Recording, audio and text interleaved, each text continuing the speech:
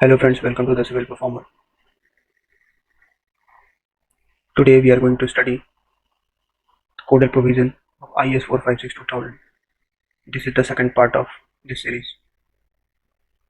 You can join our channel for preparing the various exams related to civil engineering. This is the part second of IS 456-2000. So let's begin. Today we are discussing about the section 3rd, general design consideration, in which we are focusing some important points, that is the dead load. हमारे exams में पूछता है कि dead load जो calculate हम करते हैं वो कैसे करते हैं. IS 875 पार्ट 1 डिफरेंट पार्ट्स बटे हुए हैं जिससे डिफरेंट डिफरेंट लोड कैलकुलेट किए जाते हैं. इसमें से एक इंपॉर्टेंट लाइन यहाँ लिखी हुई है जो सबको पता है, 24 किलोटन पर मीटर क्यूब एंड 25 किलोटन पर मीटर क्यूब. 24 किलोटन पर मीटर क्यूब पीसीसी के लिए हम लेते हैं यूनिट वेट, एंड 25 किलोटन पर मीटर क्यूब हम लेते हैं आरसीसी के लिए. नेक्स्ट इसमें important impose load, wind load, snow load, इसका भी कोड आपसे पूछ लिया जाता है. सिंपली इसमें 875 हमें याद रखना है कि लोड के लिए होता है, पार्ट याद रखना है इम्पोज लोड के लिए, पार्ट 2 होता है विंड लोड के लिए, पार्ट 3 होता है स्नो लोड के लिए, पार्ट 4 होता है. इसके बाद हमारा अर्थक्वेक लोड से डायरेक्ट क्वेश्चन पूछता है. अर्थक्वेक फोर्स कैलकुलेट करने के लिए हम according to which IS code calculate करते हैं, तो ये सीधा अपने को याद रहना चाहिए. IS 18937 कैलकुलेट करते हैं इसे. इसके बाद आता है हमारा shrinkage and creep temperature effect. इसके लिए आपको सिर्फ एक बात याद रखनी है कि पार्ट 5 से ही होता है कैलकुलेट, पार्ट 5 बस याद रखना है. इसके बाद एक इंपॉर्टेंट क्लॉज यहाँ पे लिखा हुआ है, इसको आप ऐसे समझिए. In ordinary building low rise dwelling lateral dimension 45 metre से ज़्यादा नहीं होना चाहिए. अगर ज़्यादा नहीं है उस केस में इफेक्ट ऑफ टेम्परेचर फ्लक्चुएशन और श्रिंकेज को हम इग्नोर कर सकते हैं. इसके बाद एक इंपॉर्टेंट पॉइंट हमारा आता है फायर रेजिस्टेंस से. फायर रेजिस्टेंस की हमें याद रखना है कोड क्या अपन इस्तेमाल करते हैं. General requirement for the fire protection is given as IS 1642. 1642 code अपने को याद रखना है. और इसी में the fire resistance of the structure element is expressed in term of time in hour in accordance with IS 1641. ये दोनों बातें हमें याद रखना है. इसके बाद नेक्स्ट कंडीशन आती है हमारी इफेक्टिव स्पैन की. सिंपली सपोर्टेड बीम और स्लैब के लिए जब मेंबर हमारा the effective span of the member that is not built integrally, जो इंटीग्रली नहीं बना हुआ है, with it support shall be taken as clear span plus effective depth of the slab और द बीम और the centre of support whichever is less. यहाँ ये लिखा हुआ है. यही 3 कंडीशन हमें बताया गया है यहाँ पे कि हम जो एल इफेक्टिव लेते हैं वो कैसे लेते हैं. Minimum of these three. L not मतलब ये आपको बताया हुआ है क्लियर स्पैन. ये यहाँ जो LCC दिखाया हुआ है ये एल नॉट मान लीजिए. एल नॉट जो है अपना उसको हम प्लस कर देंगे D यानी कि डेप्थ ऑफ द बीम से. एल नॉट को हम प्लस कर देंगे एक कॉलम की विड्थ से, या एल नॉट को हम प्लस कर देंगे दूसरे कॉलम की विड्थ से. हो सकता है width of the column same हो तो उसके इसमें दोनों की हो जाएंगे, अलग अलग है पिक्चर. इन तीनों में से जो मिनिमम होगी वही एल इफेक्टिव होगी सिंपली सपोर्टेड के केस में. नेक्स्ट हमारा बताया है कंटिन्यूस बीम के केस में. कंटिन्यूस बीम के केस में क्या बोलता है, कोड बोलता है कि अगर कंटिन्यूस बीम है हमारी या फिर स्लैब है उस केस में हम क्या करेंगे. In case of the continuous beam और स्लैब इफ द विड्थ, अगर विड्थ उसकी W जो है सपोर्ट की अगर लेस है, किससे लेस है, L/12 से. यानी कि क्या बोल रहा है कि जो हमारा W है अगर लेस देन है, किससे लेस देन है, L0/12 से. इस कंडीशन में हमारी प्रीवियस यही 3 लागू होंगी. Effective span shall B 22.2. दूसरी कंडीशन क्या बोलता है, इफ द सपोर्ट, अगर हमारा support are wider than L/12 of the clear span और 1/12 ऑफ द क्लियर स्पैन और 600 millimetre whichever is less, the effective span shall be taken as. अगर हमारा W जो है वो ग्रेटर हो जाए, किससे ग्रेटर हो जाए, L0/12 से. इस कंडीशन में हम क्या करेंगे, हमें 3 चीज़ें दी गई हैं. क्या है, पहली चीज़ क्या है, for the end span with one end fixed, अगर एक एंड फिक्स है, one end fix and then other is continuous, एक एंड फिक्स है एंड इज कंटिन्यूस और intermediate span, the effective span shall be clear span of the support. जो effective span होगी वो L0 के बराबर हो जाएगी. L0 इसको आप क्लियर स्पैन बोल दें, इसके बराबर हो जाएगी. इसके बाद सेकंड पॉइंट आता है for and span with one and free, एक एंड फ्री है और अदर एंड कंटिन्यूस है, उस केस में इफेक्टिव स्पैन जो होगा वो इक्वल हो जाएगा किसके, clear span plus half width of the width of the beam और the slab. Clear span plus half width of the discontinuous support, इन दोनों में से जो लेस होगा। आपको वही बोल रहा है कि L not by W by two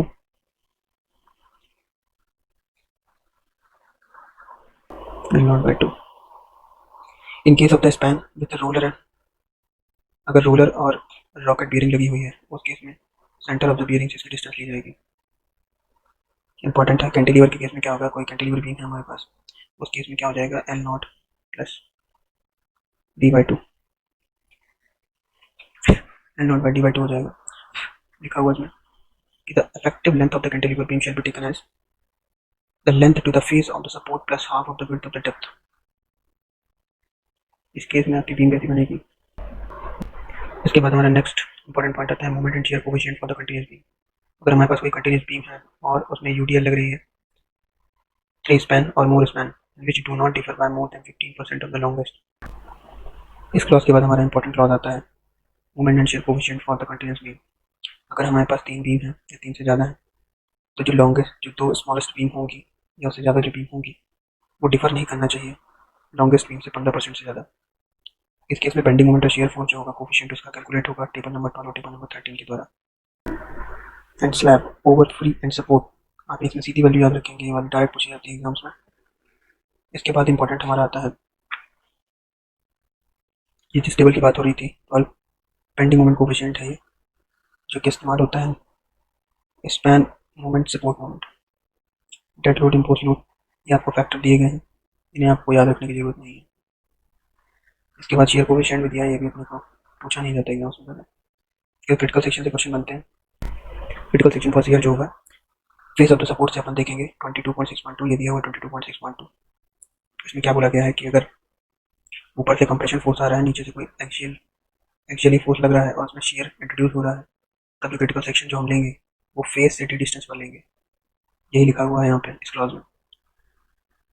इसमें नोट जो दिया है ये भी हमें याद रखना है। Clause are applicable for the beam generally carried UDL and where the principal load is located further than 2D from the face of the support, यानी फेस ऑफ द सपोर्ट से जिनका जो प्रिंसिपल लोड होगा वो हमारा 2D distance पर ही लगना चाहिए, उसी केस में ये क्लॉज वैलिड है। इसके बाद हमारा इंपॉर्टेंट आता है effective depth. Effective depth of the beam, जो effective depth of the beam के लिए क्लॉज लिखा है, the effective depth of the beam is the distance between the centroid of the area of the tension reinforcement and the maximum compression fiber, excluding the thickness of finishing material not placed monolithically with the member and the thickness of any concrete provided to allow for wear। अपन को इसमें दिया हुआ है कि अपन D किसे बोलते हैं, D क्या है, कैपिटल डी में से अपन कवर माइनस कर देते हैं। Next important is effective width of the flange. In absence of more accurate determination, the effective width of the flange will be taken as, ये हमें कंडीशन दी गई है। कंटिन्यूस के केस में हमें याद रखना है, टी बीम के लिए, एल बीम के लिए, आइसोलेटेड के केस में हमें ये दोनों याद रखना है। ये बहुत ही इंपॉर्टेंट है हमारे एसएससी एग्जाम्स के लिए।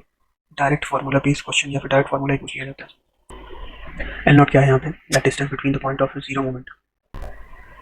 The next important is control of deflection. किसी भी बीम में डिफ्लेक्शन आएगा उसके लिए क्या क्राइटेरिया है, तो कोड हमें बोलता है कि स्पैन बाय 250 होगा किस केस में, फाइनल डिफ्लेक्शन की बात कर रहा है जब फ्लोर फिनिशिंग वगैरह का नहीं लगाई गई, उस केस में जो डिफ्लेक्शन होगा वो एक्सीड नहीं करना चाहिए स्पैन बाय 250 से। और जब फिनिशिंग लगा दिए हैं, पूरी फिनिशिंग हो गई है, उसके बाद जो फाइनल डिफ्लेक्शन आता है वो स्पैन बाय 350 और 20 मिलीमीटर, जो दोनों में से कम हो, उससे ज़्यादा नहीं होना चाहिए। इसके बाद वर्टिकल डिफ्लेक्शन लिमिट दिया गया है कोड के द्वारा, इसको अपन एल बाई डी रेशियो से कैलकुलेट करते हैं। 10 मीटर के लिए effective depth ratio by span जो होता है 10 मीटर स्पैन के लिए, कंटिन्यूस बीम के लिए 7 होता है, सिंपली सपोर्टेड के लिए 20 होता है और कंटिन्यूस के लिए 26 होता है। ये डायरेक्ट क्वेश्चन पूछता है आपसे वैल्यू पे।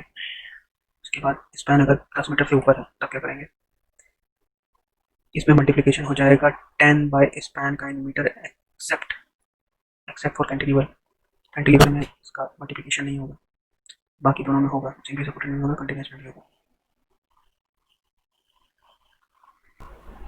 नेक्स्ट इंपॉर्टेंट पॉइंट, जो एल इफेक्टिव बाई डी होता है वो ऑलवेज लेस देन होना चाहिए K1 K2 K3 into value करने के बाद। K1 K2 K3 क्या है, ये मॉडिफिकेशन फैक्टर होते हैं।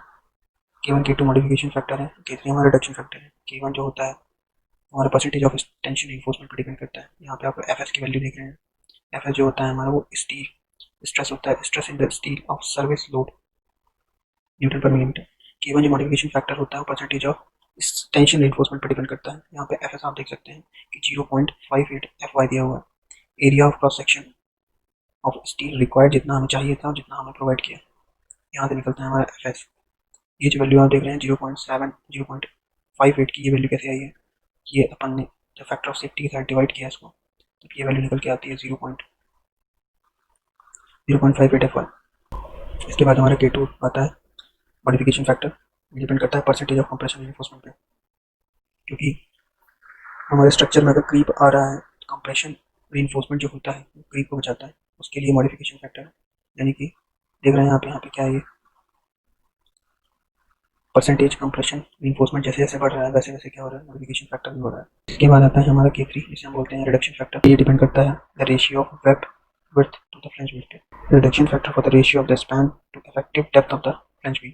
टी बीम के केस में इसका इस्तेमाल होता है। This is the reduction factor. Point 2 से ये स्टार्ट हो रहा है, यहाँ से कॉन्स्टेंट जाता है, फिर यहाँ से फिर बढ़ने लगता है। इसके बाद हमारा आता है next slenderness limit for the beam to ensure lateral stability. Lateral stability मतलब वो लेटरली स्टेबल रहे। लेटरल स्टेबिलिटी को इंश्योर करने के लिए स्लैंडरनेस रेशियो लिमिट चेक की जाती है। सिंपली सपोर्टेड बीम और कंटीन्यूअस बीम के लिए जो क्लियर डिस्टेंस होती है बिटवीन लेटरल रेजिस्टेंस वो ज़्यादा नहीं होनी चाहिए, किसी 60 बी से और 250 बी स्क्वायर बाई डी से। इनमें से जो लेस हो, डी क्या है अपने का इफेक्टिव डेप्थ अपन जानते हैं, B width of the compression piece midway between the lateral resistance. इसके बाद कैंटिलीवर के लिए क्या लिया जाता है? कैंटिलीवर के लिए ये किससे ज़्यादा नहीं होनी चाहिए, शैल नॉट एक्सीड 25 बी और 100 B square upon D. Cantilever के केस में ये 100 B square by D 25 B से ज़्यादा नहीं होना चाहिए। कैंटिलीवर के केस में it should not be greater than 25 B and 100 B square by D. दोनों में से जो कम रहा है, याद रखना है, दोनों में से जो कम रहा है वही लेना। इसके बाद जो इंपॉर्टेंट पॉइंट है वो है सॉलिड स्लैब के लिए। सॉलिड स्लैब के केस में 2 पॉइंट हमारे लिए बहुत इंपॉर्टेंट है। पहला पॉइंट क्या बोलता है कि for the slab spanning 2 direction the shorter of the 2 span should be used for calculation of the span to effective depth ratio. Shorter span को ये अपन लेते हैं, अगर L इंटू बी है, एक रेक्टेंगल बन रहा है ऊपर स्लैब में, तो छोटी वाली जो लेंथ होगी उसी को अपन L इफेक्टिव मानेंगे, उसी के हिसाब से कैलकुलेशन करेंगे। क्योंकि जो मेन रिइंफोर्समेंट बार डलेंगे वो हमारे शॉर्टर स्पैन में डलेंगे, इसीलिए इसके हिसाब से कैलकुलेशन होता है, calculating the span to effective depth ratio के हिसाब से।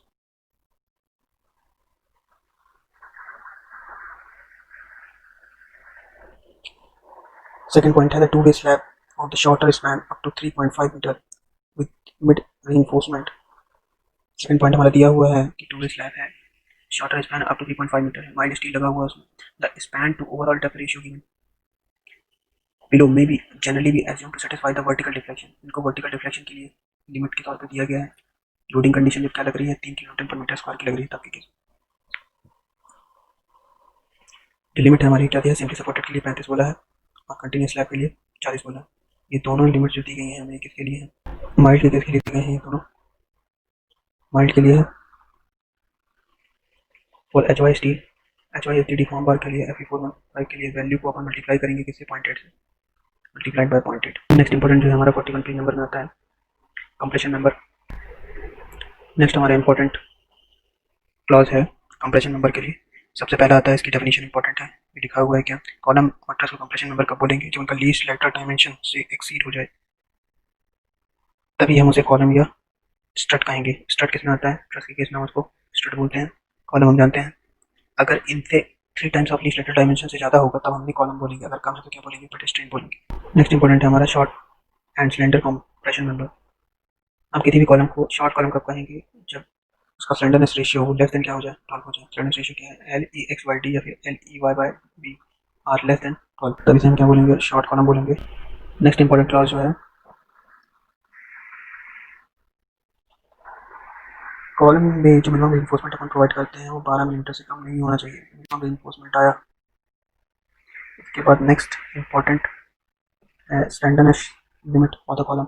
जो स्लेंडरनेस लिमिट होती है कॉलम के लिए, जो अनसपोर्टेड लेंथ हम दे जा सकते हैं, कितना दे जा सकते हैं, अगर दोनों जो कॉलम है वो रिस्ट्रेंड है, बोथ एंड रिस्ट्रेंड होंगे, तो 60 times of least lateral dimension हम अनसपोर्टेड लेंथ ले जा सकते हैं।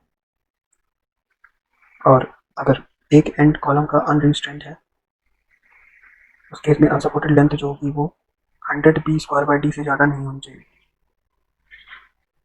इंपॉर्टेंट जो हमारा क्लॉज होता है वो होता है मिनिमम इसेंट्रिसिटी का।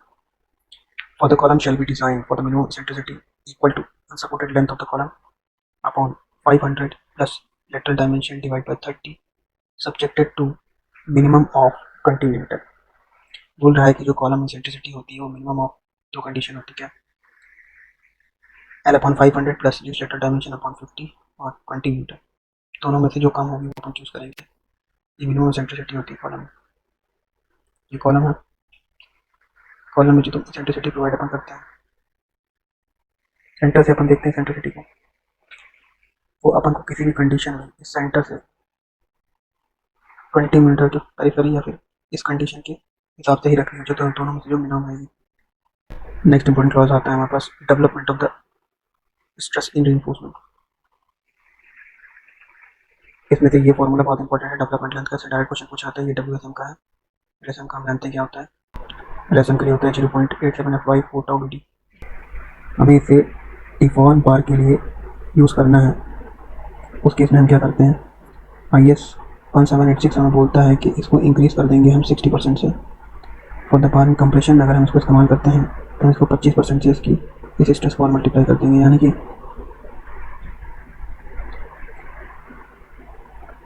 इसके बाद जो इंपॉर्टेंट आता है हमारा τ/d टेबल है, जो कि bond design bond stress limit state method के लिए दिया गया है। ऐसे प्लेन बार के लिए, माइल्ड स्टील के लिए है टेंशन में, तो जो डिज़ाइन बॉन्ड स्ट्रेस होता है वो हो जाता है M20 के लिए 1.2, 1.4, 25 के लिए 30 के लिए 1.5, 1.7, ये वैल्यू पूछा जा चुका है पहले में।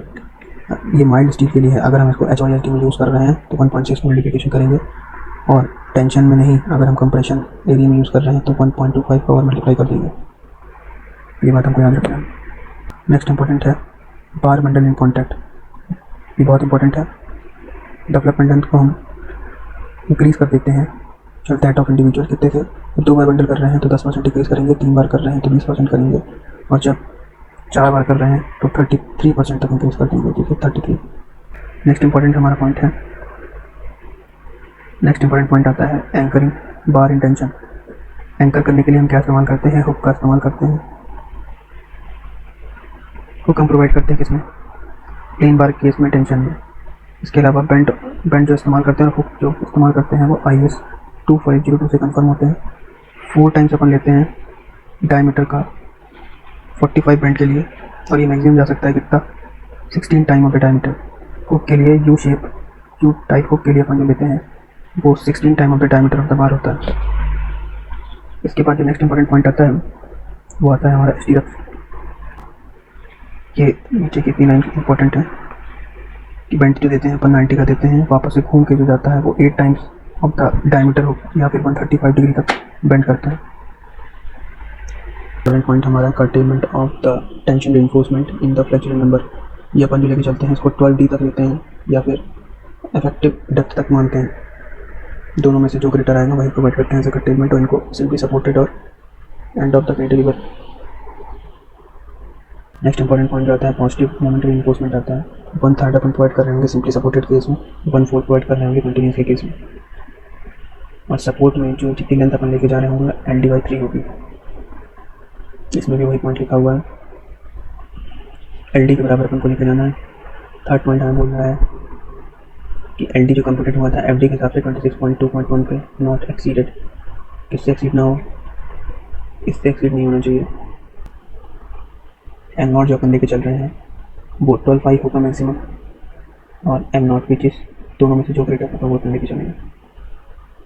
दूसरा कंप्रेशन रिएक्शन भी अगर उसमें आ रही है तो 30% अपन इंक्रीज कर देंगे इस फॉर्मूले को, यानी कि 1.3 से इंटू कर देंगे इस फॉर्मूले को। इसके बाद हमारा आता है नेगेटिव मोमेंट रिइंफोर्समेंट। जो अपन नेगेटिव मोमेंट रिइंफोर्समेंट प्रोवाइड करते हैं, यानी कि जब हॉगिंग आती है तो टॉप में जो रिइंफोर्समेंट अपन देते हैं वो 1/3 रिइंफोर्समेंट प्रोवाइड करते हैं, और उसका एक्सटेंशन जो है maximum at least 1/3 of the total reinforcement provide for the negative bending moment shall extend beyond the point of inflection for the distance not less than, जो उनका एक्सटेंशन है वो कहाँ तक रहता है, effective depth of the member और 12 by active depth तक और 1/16 द केयर स्पैन, दोनों में से जो मैक्सिमम होगा वो अपन लेते हैं। कर्टेलमेंट ऑफ बंडल्ड बार दिया गया है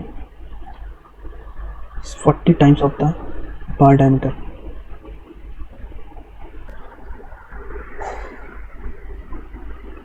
नेक्स्ट इंपॉर्टेंट पॉइंट जो आता है हमारा लैपिंग के लिए आता है, लैप स्प्लाइसेस के लिए। इसमें से तीनों पॉइंट बहुत इंपॉर्टेंट है। पहला पॉइंट बोलता है the lap splices should not B used for the bar larger than 36 millimetre और लार्जर डायमीटर द बार में बी वेल्डेड। 36 मिलीमीटर के ऊपर होगा तब वेल्ड का यूज़ करेंगे अपन। In case where the welding is not practicable and lapping of the bar larger than 36 mm may be permitted, in which case the additional spiral should be provided along with lap bar। lap bar जो अपन देंगे उसके साथ अपन को क्या करना पड़ेगा, spirals provide करने पड़ेंगे। नेक्स्ट पॉइंट लिखा है the lap splices should be considered as staggered if the centre to centre distance of splices is not less than 1.3 times of the lap length calculated as described in C. जो lapping जो होगी 1.3 times होनी चाहिए, किससे, lap length जो अपन ने calculate किया है 1.3 times of the lap length होना चाहिए। स्प्लाइसिंग जो अपन करेंगे centre to centre distance splicing जो होगी ये 1.3 टाइम्स ऑफ। सेकंड पॉइंट हमारा आता है जो लैप स्प्लाइसिंग जो अपन करते हैं वो स्टैगर होगी इफ अगर सेंटर टू सेंटर डिस्टेंस जो है स्प्लाइसिंग की वो कितने कम नहीं होनी चाहिए, 1.3 times of the lap length से कम नहीं होनी चाहिए। नेक्स्ट इंपॉर्टेंट पॉइंट है lap length including anchorage value of hook और the bar in flexural tension. जो फ्लेक्सुरल टेंशन में वो कितना होना चाहिए, एल डी होना चाहिए, फिर 35 जो भी डोक्यूलेटर होगा उसको अपन एज्यूम करेंगे। इसके बाद डायरेक्ट टेंशन के लिए 2LD या फिर 35 दोनों में ज़्यादा रहे बोलेंगे। इसके बाद स्ट्रेट लेंथ के लिए शुड नॉट लेस देन 15 और 200 मिलीमीटर। ये तीनों पॉइंट बहुत इंपॉर्टेंट है लैप स्प्लाइसिंग के लिए। इसके बाद नेक्स्ट पॉइंट जो आता है वो आता है D point the lap length in the compression shall be equal to the development length in compression calculated as describe in this but not less than 24/5। 24/5 से कम नहीं होना चाहिए। एल के फॉर्मूले से जो कैलकुलेट करोगे उतने जो निकलेगी वो आएगी बट 24/5 से कम नहीं होना चाहिए। When the bar of two different diameter, जब दो डिफरेंट डायमीटर के बार होंगे उनकी स्लाइसिंग होगी the lap length should be calculated on the basis of the diameter of the smaller bar के हिसाब से कैलकुलेट होंगे। ये दोनों पॉइंट भी बहुत इंपॉर्टेंट हैं। नेक्स्ट इंपॉर्टेंट क्लॉज आता है हमारा minimum distance between the individual bar. इन तीनों में से जो मैक्सिमम होगा उसको अपन लेके चलते हैं। फर्स्ट डायमीटर बार के बराबर ले लें, दो अनइक्वल डायमीटर लगे हुए हैं तो लार्जर बार को लेके चलेंगे स्पेसिंग के लिए। और कोर्सर एग्रीगेट का जो साइज़ है उसमें प्लस कर दें 5 मिलीमीटर उतना, यानी कि हमारा नॉर्मल एग्रीगेट जो है 20 मिलीमीटर का है, 20 + 5 20 मिलीमीटर 25 मिलीमीटर 25 मिलीमीटर डायमीटर बार और दो अनइक्वल लगे हैं तो उस केस में जो लार्जर डायमीटर होगा वो ये होता है minimum distance between the individual bar. Next इसके बाद जो इंपॉर्टेंट आता है वो सी पॉइंट है वेयर देयर आर 2 और मोर रोज ऑफ बार, जहाँ 2 या 2 से अधिक रोज ऑफ बार लगी हुई हैं वर्टिकल लाइन। जो मिनिमम वर्टिकल डिस्टेंस होगी बार के बीच की वो 15 मिलीमीटर होगी या 2/3 of the nominal size of the maximum of aggregate होगी या फिर maximum size of the bar होगी। इनमें से जो ग्रेटर आएगी वो हम चूज़ करेंगे as a minimum vertical distance between the बार।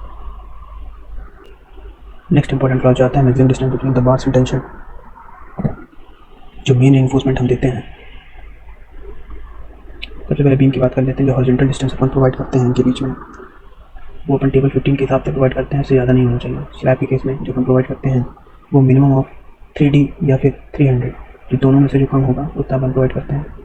और horizontal distance between the parallel reinforcement जो अपन प्रोवाइड करते हैं against the single and temperature, यानी कि जो डिस्ट्रीब्यूटरी अपन प्रोवाइड करते हैं स्लैब के केस में वो 5D और 450 जो कि स्मॉलर हो वो लेकर चलते हैं। ये किसकी बात कर रहा है, मैक्सिमम डिस्टेंस बिटवीन द बार जो स्पेसिंग अपन दे रहे हैं डिस्ट्रीब्यूशन बार में और मेन बार में ये लेके चलना है 3D और 300 मिलीमीटर। डिस्ट्रीब्यूशन केस में क्या लेके चलना है 5D और 450 मिलीमीटर, जो दोनों में से कम होगा। इसके बाद क्लियर डिस्टेंस बिटवीन द बार का एक टेबल बना हुआ है, ये बीम के लिए इस्तेमाल होता है। Clear distance between the bars ये दिया हुआ है 300, 180, 150, 250 इस्तेमाल कर रहे हैं, 300, 415 इस्तेमाल कर रहे हैं, 500 के लिए हमारी कितनी है 150। नेक्स्ट हमारा ये तो हमारा क्या था clear distance between the bars. इसके बाद हमारा आता है the nominal cover to meet the durability requirement. ये बहुत इंपॉर्टेंट है, 20, 30, 45, 50, 75, mild, moderate, severe, very severe and extreme. और इसमें एक पॉइंट और ये लिखा है द मेन इन्फोर्समेंट जो होता है 12 मिलीमीटर डायमीटर का, माइल्ड एक्सपोज नॉर्मल कवर को रिड्यूस कर सकते हैं अपन 5 मिलीमीटर से, और सीवियर और वेरी सीवियर के केस में अपन क्या कर सकते हैं, रिड्यूस कर सकते हैं इसको 5 मिलीमीटर से, अगर ग्रेड जो है हम 35 से एबव लेके जा रहे हैं उस केस में। इसके बाद एक इम्पॉर्टेंट मिनिमम टेंशन रीइंफोर्समेंट जो अपन प्रोवाइड करते हैं, tension reinforcement minimum tension reinforcement जो होती है उसकी अपन प्रोवाइड करते हैं मिनिमम टेंशन रीइंफोर्समेंट ये बाय पीटी। इंपॉर्टेंट फॉर्मूला से याद रखना, ये क्या है मिनिमम, ये हमारा है मिनिमम टेंशन रीइंफोर्समेंट। जो मैक्सिमम टेंशन रीइंफोर्समेंट अपन प्रोवाइड करते हैं और 4% से ज़्यादा नहीं प्रोवाइड करते हैं, shall not exceed 0.04 B into capital D. Compression reinforcement की बात करें अगर हम, कंप्रेशन रीइंफोर्समेंट जो अपन प्रोवाइड करते हैं, मिनिमम का कोई क्राइटेरिया नहीं दिया है, और जो मैक्सिमम का क्राइटेरिया जो दिया है वो 4% से should not be greater than 4% of B into D capital D. ये बात याद रखनी है कि मिनिमम का क्राइटेरिया नहीं है बट मैक्सिमम का क्राइटेरिया है। इसके बाद साइड फेस रीइंफोर्समेंट जो अपन प्रोवाइड करते हैं वो 0.1% लेकर चलते हैं। 0. जो है बीम अगर 750 मिलीमीटर से ज़्यादा डेप्थ है उसकी, उस केस में क्या होगा, उस केस में 0.1% अपन इस्तेमाल करेंगे वेब एरिया का रीइंफोर्समेंट, तो बोथ साइड प्रोवाइड करना है उसको, बोथ साइड अपन प्रोवाइड करेंगे। साइड रीइंफोर्समेंट की बात करें मतलब नहीं, इस साइड, इस वाली साइड में अपन को प्रोवाइड करना है, इन दोनों साइड में अपन को साइड रीइंफोर्समेंट प्रोवाइड करना है। स्पेसिंग होगी इनकी बीच की, स्पेसिंग जो होगी वो हो जाएगी नॉट एक्सीड 300 मिलीमीटर से ज़्यादा ना हो, और वेब थिकनेस दोनों में से जो कम होगा वो अपन उसको स्पेसिंग के तरह प्रोवाइड करेंगे। Maximum spacing of shear reinforcement का क्राइटेरिया क्या है, 0.75 D on the vertical steel, और इंक्लाइंड लगा रहे हैं तो डी होती है maximum spacing shear reinforcement. And 300 से in no case shall the spacing exceed 300 millimetre से ज़्यादा नहीं होनी चाहिए किसी भी कंडीशन में। इसके बाद मिनिमम शेयर रीइंफोर्समेंट इस फार्मूले से निकलता है, बहुत इंपॉर्टेंट है फार्मूला, इसको remember. Next important coding provision है हमारा मिनिमम रीइंफोर्समेंट स्लैब में जो प्रोवाइड करते हैं हम 0.15 से कम प्रोवाइड नहीं करते हैं, not less than 0.15% for the mild steel and not less than 0.12 for the HYSD bar. Maximum diameter का जो क्लॉज है यहाँ पर not exceed to the 1/8 of the total thickness of the slab. Thickness of the slab मान लीजिए D थी, thickness of the slab T है, तो जो डायमीटर ऑफ द बार होगा D/8 से लेस नहीं होगा। नेक्स्ट इंपॉर्टेंट हमारा क्लॉज कॉलम के लिए आता है, लॉन्गिट्यूडनल रीइंफोर्समेंट जो अपन प्रोवाइड करते हैं वो 0.8% से कम प्रोवाइड नहीं करते हैं और 6% से ज़्यादा प्रोवाइड नहीं करते हैं gross area of the column का। 6% से ज़्यादा इसलिए प्रोवाइड नहीं करते हैं क्योंकि प्लेस करने पे कंक्रीट को दिक्कत आएगी। दूसरा, जब अपन लैब प्रोवाइड करते हैं कंक्रीट कॉलम के रीइंफोर्समेंट में तब अपन 4% से ज़्यादा इसको नहीं लेते हैं। हमारा कॉलम में 12 मिलीमीटर पार से नीचे प्रोवाइड नहीं करते हैं। इसके बाद 6 बार अपन प्रोवाइड करेंगे किसमें, सर्कुलर में, विथ हेलिकल रीइंफोर्समेंट। इसके बाद आता है the spacing of the longitudinal bar की जो स्पेसिंग होती है, spacing of the longitudinal bar measured along the periphery of the column shall not exceed by 300 millimetre. Longitudinal reinforcement की जो स्पेसिंग है वो 300 मिलीमीटर से ज़्यादा नहीं होनी चाहिए। In case of the pedestal के केस में लॉन्गिट्यूडनल रीइंफोर्समेंट जो अपन प्रोवाइड करते हैं is not taken into account of strength calculation में लिया जाता है। Nominal longitudinal reinforcement not less than 0.15% से कम नहीं होना चाहिए। पेडेस्ट्रियन के केस में 0.15% से कम नहीं होना चाहिए steel longitudinal reinforcement. Next important point, pitch of the diameter of lateral ties.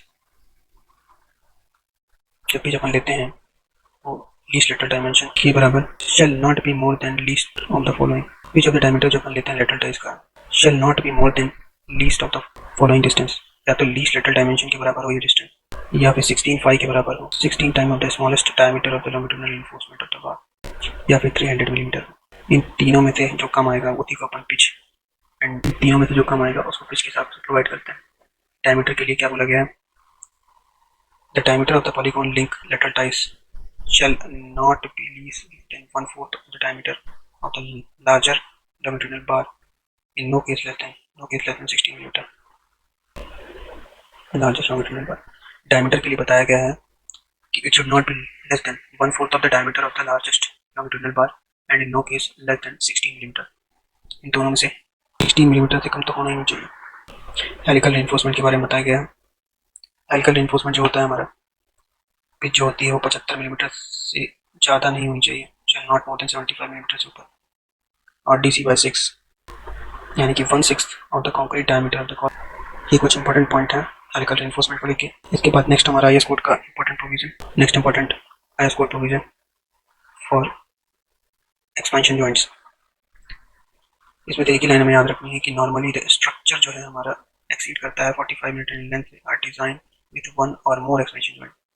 45 metre से ज़्यादा लेंथ हो जाने पर एक या एक से ज़्यादा हम क्या देंगे, एक्सपेंशन जॉइंट देंगे। ये इंपॉर्टेंट लाइन।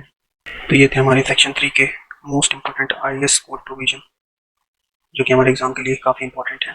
इसके बाद हमारा नेक्स्ट लेक्चर जो रहेगा वो सेक्शन 4 पर रहेगा। Thank you for watching.